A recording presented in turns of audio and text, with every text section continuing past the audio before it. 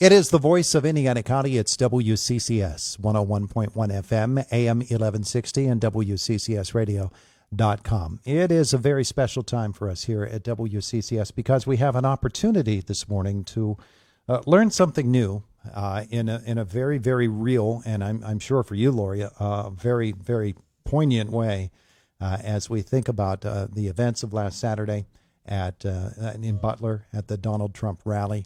You were there. Loren Stephenson, Ph.D., is joining us here this morning, lives here in Indiana County, and was at the rally on Saturday with a rather unique perspective on everything that happened there. And we're going to spend this hour here with Loren talking about what happened. Our conversation brought to you by Marcus & Mack, voted best personal injury law firm in the Best of Indiana County contest. Marcus & Mack, a law firm representing injured people. Loren, have you stopped shaking yet? Barely, but good morning, Todd. Thank you for having me. It's good to have you in the studio with us this morning. Saturday night, I'm sure that the memories keep coming back to you. And probably psychologists say that when these things happen, they come back to you in snippets, things that you've forgotten that now come into focus for you. Has that happened for you? I haven't forgotten anything yet. It's very fresh in my mind. All right, so take me back to the moment when the gunshots first rang out. And then I want to go back to before then. But when those gunshots first rang out, what was going on in your mind? Sure. Before I answer that question, I would like to send my love and my prayers to Corey Comparator and the family and everyone else who was injured during that day. I'm also a registered independent. I am not a Republican. I'm not a Democrat. I went there at the last minute, keeping an open mind to hear what had to be said. That moment, right before the gunshots ran out, we were standing there. Everybody was extremely exhausted from the day because it was so hot, but people were in good spirits. Right before the gunshots ran out, we noticed on the second fence line, which this has more to do with the beginning of the story, that people were lining up, and they didn't have to go through security the way we were because we were locked in the fence line. But there was a second fence line. And earlier in the day, people were lining up, but the state police were clearing everybody away. But as it got closer to the time that Trump was going to speak, a lot of people went to that fence line. And we even made a joke. Those of us who were there and said, we should just come at came at the last minute and stood there instead of being out here for 5 hours in the sun. We were standing there listening to him, and he came out after 6 p.m., and he was only speaking for maybe 6 minutes because the shots happened at exactly 6:11. Travis, one of our friends we were with, he noticed that the snipers changed positions and their scope. And he and Alex started talking about it, and right in that moment, Travis took a picture, which is the picture that I had sent, and within seconds, everything happened. And I originally thought somebody was playing a sick joke, that they had fireworks that were simulating the sounds of the gun. Travis and Alex knew immediately it was real because they're more familiar with firearms than I am. And in that moment, everybody froze. We didn't know what to do. And the secret security was yelling at us, get down on the ground. Alex pulled me. Travis jumped on his son. Parents were jumping on their children. Husbands were jumping on their wives. I had someone right next to me go into a full-blown panic attack. We had no idea what was happening. And within seconds, Alex's brother texted him and said, "Are you okay?" And Alex said, "Yes. What happened? Did Trump get shot?" And his brother said, "Yes." And Alex said it out loud, "Trump got shot." I said, "No." And people around us said, "Don't spread misinformation." He's like, "I'm just telling you what the news was told, my brother saw on the news." And then our phones died. They jammed up the phone. So we couldn't text or call any of our families. We were on the ground. Secret Service is yelling at us. We see them rush the gate to where that AGR building was. And then I looked to the stage, and the Secret Security had Trump surrounded. And we could barely see because some people up front were still standing, but we were right there near Secret Security on the ground. And everything happened so fast. It unfolded. But we did question why there were no snipers behind us, because there were 4, 2 on each roof, and why we didn't see any drones. Now, the one thing that Alex brought up was, it was an excellent point. Before this all happened, he looked on some apps that he has. He's a pilot, and on a specific app, you can see what's going on at the airport. So the farm show has an airstrip there, and the farm show had a TFR on the farm show. So for anyone who's not familiar with aviation terminology, that's a no-fly zone. It stands for temporary flight restriction. Now that was in place from exactly 4:20 p.m. until 6:15 p.m. with 1,000 feet. You can't fly legally, but you could fly legally about 1,100 feet in the air. And to put that into some context, the TFR over Washington, D.C. is about 18,000 feet. So that's a big difference. We were wondering why that wasn't put in place longer, because he didn't speak until after 6.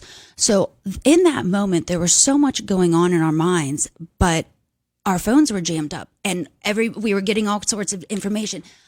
I will never get the sound of those gunshots or the screaming out of my head. That's what keeps ringing. I didn't cry at all on Saturday after this happened, but I woke up Sunday, just the weight of the severity. It was surreal. It was surreal. And then finding out that Corey had died and other people had been critically injured.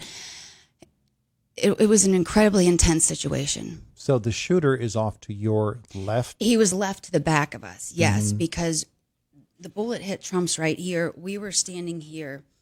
And I mean, see, even talking about it now, I can feel myself shaking.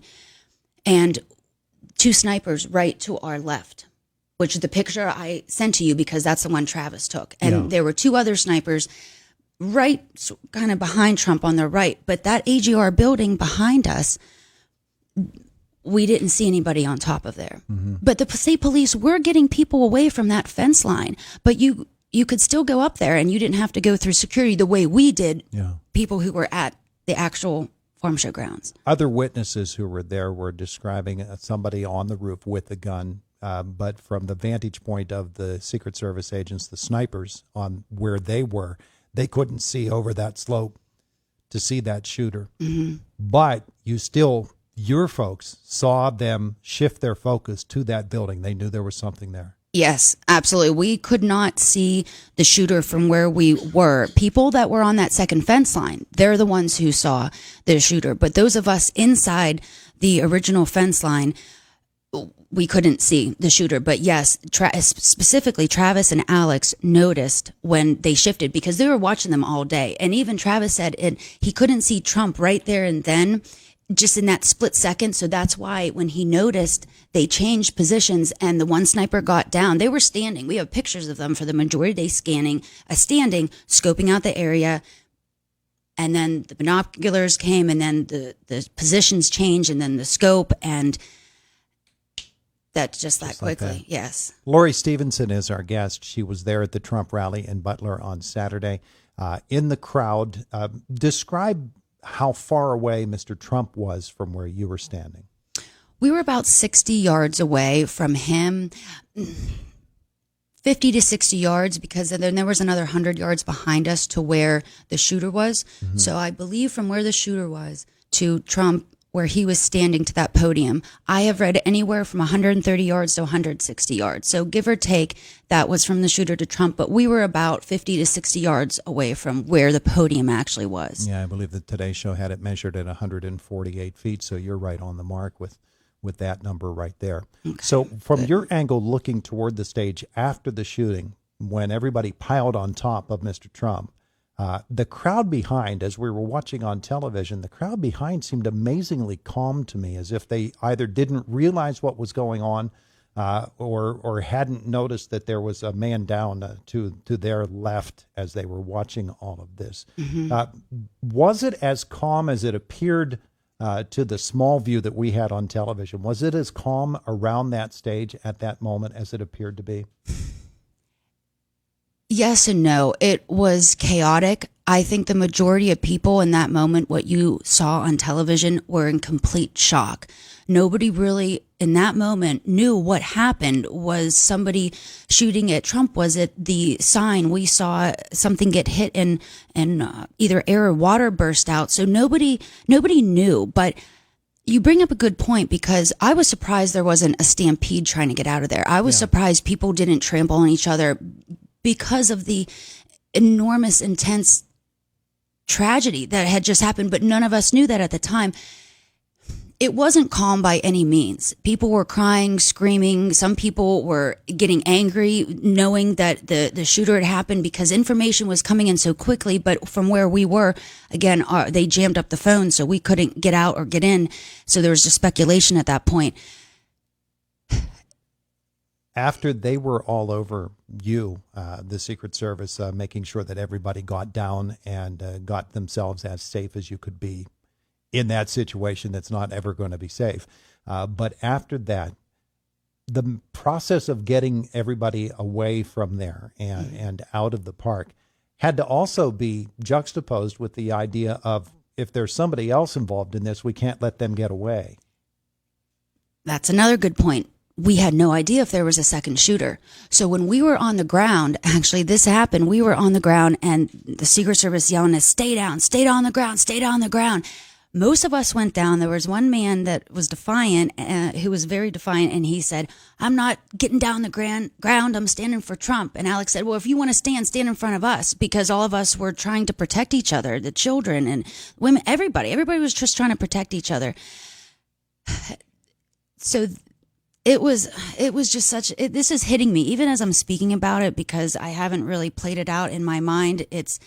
It's just a moment that you'll never forget, seeing someone almost assassinated, and essentially you see, someone was murdered, people were critically injured, but we did whatever they said. We did whatever they said, the Secret Service, and eventually, once they apparently saw that the shooter was down, he was dead, and there was no other shooters, they rushed people out of there as quickly as they possibly could. They didn't want anybody around, and people were doing what they said, and we were just still in shock. Even walking out, it was almost like an eerie silence, and we would just all look at each other. Well, what just happened?